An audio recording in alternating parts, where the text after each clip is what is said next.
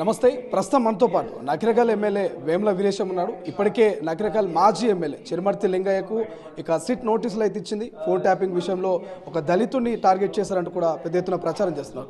MLA గారు మాట్లాడదాం. MLA గారు నిజంగా దళితుల్ని టార్గెట్ చేసిందా? దళితుల్ని హక్కున చేర్చుకునేటువంటి పార్టీ కాంగ్రెస్ ప్రభుత్వం. దళితుల కోసము అనేక రకాల ఉపయోగకరమైనటువంటి చట్టాలని, అనేక దళితులకు పరిరక్షణ కోసం అనేక చట్టాలను తీసుకొచ్చింది కూడా కాంగ్రెస్ పార్టీ. ఈరోజు హాస్టళ్లలో చదువుతున్నటువంటి ఎస్సీ, ఎస్టీ, బీసీ దళిత బిడ్డలకు మెస్ ఛార్జీలు పెంచింది కూడా కాంగ్రెస్ పార్టీ. కాబట్టి దళితుల పక్షపాతి కాంగ్రెస్ పార్టీ, కాంగ్రెస్ ప్రభుత్వం తప్ప ఎక్కడ కూడా దళితుల్ని టార్గెట్ చేసేటువంటి ఆలోచన కాంగ్రెస్ పార్టీకి ఉండదు, కాంగ్రెస్ ప్రభుత్వానికి ఉండదు, మా ముఖ్యమంత్రికి ఉండదు. గత ప్రభుత్వంలో మీరు బీఆర్ఎస్లో కూడా పనిచేసారు. బీఆర్ఎస్ పార్టీ నుంచి కాంగ్రెస్లోకి వచ్చారు. గతంలో ఏమైనా మీకు బెదిరింపు వచ్చినాయా? ఎందుకంటే ప్రభాకర్ రావు ఇట్లా చాలామంది పేర్లు వినిపిస్తా ఉన్నాయి ఫోన్ ట్యాపింగ్లో.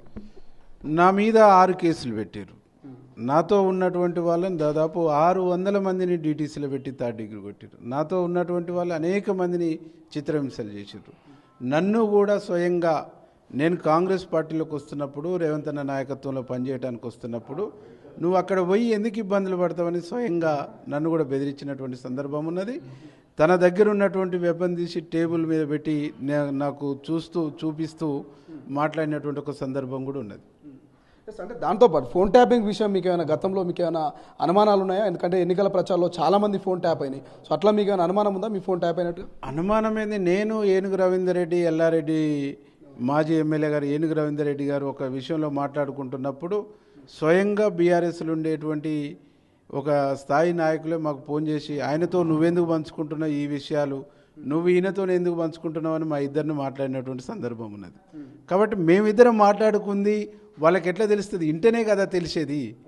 మేము ఏం మాట్లాడుకున్నామో ఆ విషయాలు నాతో మాట్లాడిరు, ఆయనతో మాట్లాడి. ఇప్పుడు నేను ఇన్నే ఉన్నా, ఇమీడియట్లీ ఇప్పుడు ఆయనకు ఫోన్ చేసి చెప్తే నిజమా కాదా అనేటువంటి ఆయన స్వయంగా చెప్తాడు. ఆ రోజే మాకు 2 years బిఫోర్, నేను కాంగ్రెస్లోకి రాకంటే 2 years బిఫోర్, 3 years బిఫోరే మా ఫోన్లు వినటం స్టార్ట్ చేశారు. అంటే వితిన్ ద పార్టీలో ఉండేటువంటి వాళ్ళ మీద కూడా విశ్వాసం లేని, నమ్మకం లేని, ఒక నీచమైనటువంటి కల్చర్ ఉన్నటువంటిది కేటీఆర్ కాడ. ఒక్క మాట ఫైనల్గా, సో బీఆర్ఎస్ పార్టీలో గతంలో మనం చూసిన మొన్నటిదాకా కూడా ఫోన్ ట్యాపింగ్లో కేవలం అధికారులు అంటే భుజంగరావు, తిరుపతి అన్న వీళ్ళ పేర్లు వినిపించినాయి.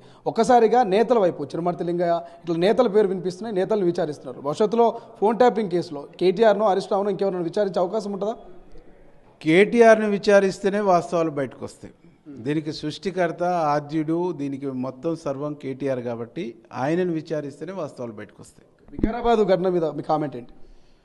వికారాబాద్ ఘటన అనేటువంటిది కేటీఆర్ బీఆర్ఎస్ పార్టీ దాడి తప్ప అది అక్కడ ప్రజల దాడి, రైతుల దాడి కాదు. వీళ్ళు అక్కడ ఇండస్ట్రియల్ కారిడార్ అనేటువంటిది వస్తే రంగారెడ్డి, మహబూబ్ నగర్ కూడా ఒక అద్భుతమైనటువంటి డెవలప్మెంట్ వస్తుంది. ఆ డెవలప్మెంట్ వస్తే సిరిసిల్ల, సిద్దిపేటను మర్చిపోతారు. ఆ ప్రాంతం కూడా అభివృద్ధి అయితే వాళ్ళు కాంగ్రెస్ వెంట ఉంటారు. ముఖ్యమంత్రి రేవంత్ రెడ్డి గారికి గొప్ప ఆదరణ వస్తుంది. కాబట్టి ముఖ్యమంత్రికి వచ్చే ఆదరణను, తెలంగాణ రాష్ట్ర ప్రభుత్వానికి, కాంగ్రెస్ ప్రభుత్వానికి వచ్చే ఆదరణను అడ్డుకోవటానికి బీఆర్ఎస్ కుట్రపూరితంగా చేసినటువంటి బీఆర్ఎస్ కుట్రతో కూడుకున్న దాడినే.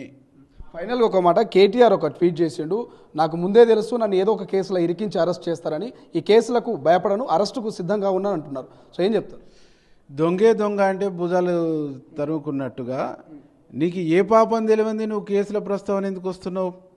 నువ్వు అక్కడ నేరంలో భాగమైనటువంటి వాళ్లకు డజన్ల కొద్ది టైమ్స్ నువ్వు ఫోన్లో మాట్లాడినావు కాబట్టి, వాళ్ళకి గైడ్ చేసినావు కాబట్టి, వాళ్ళకి డైరెక్షన్ ఇచ్చినావు కాబట్టి, స్వయంగా అక్కడ అరెస్ట్ అయినటువంటి మాజీ ఎమ్మెల్యే పట్నం నరేందర్ రెడ్డి చెప్తుండు, మొన్న జరిగింది చిన్న ఘటన, ఇంకా పెద్ద ఘటన చేయండి, కాంగ్రెస్ నాయకులపైన దాడి చేయండి, అట్లాగే అధికారులపైన దాడి చేయండి, నేనుంటాను, ఆ తర్వాత కేటీఆర్ కూడా వస్తాడని చెప్తుండు. కానీ ట్రైలర్ ఇది సినిమా ముందుందంటూ కూడా నరేందర్ రెడ్డి ఆ వీడియో క్లిప్లో మాట్లాడి తెలుస్తుంది. సినిమా ఏముండొచ్చు అంటారు? సినిమా ఏముండదు, అలా సినిమా తప్ప ఇంకో సినిమా కాదు. అలా అంతా పబ్బుల సినిమాలే ఉంటాయి తప్ప వాళ్ళ కాడ ప్రజలకు సంబంధించిన సినిమాలే ఉండదు. ప్రజలకు సంబంధించినటువంటి రీల్స్, ప్రజలకు సంబంధించినటువంటి సినిమా రేవంత్ అన్న కన్నా ఉంటుంది. Thank you so much. ఇది నకిరేకల్ ఎమ్మెల్యే వేముల వీరేశం క్లియర్ చెప్తున్నారు. గతంలో నన్ను సైతం గన్ను టేబుల్ మీద పెట్టి కూడా బెదిరించారు. సో ఫోన్ ట్యాపింగ్ విషయంలో ఖచ్చితంగా కేటీఆర్ను విచారిస్తే అన్ని విషయాలు బయటకు వస్తాయని చెప్తున్నారు. కెమెరా పర్సన్ అజయ్తో శ్రీశైలం, తొలి వెలుగు, అసెంబ్లీ. అసలైన తొలి వెలుగు Follow WhatsApp at Toli Velugu Official.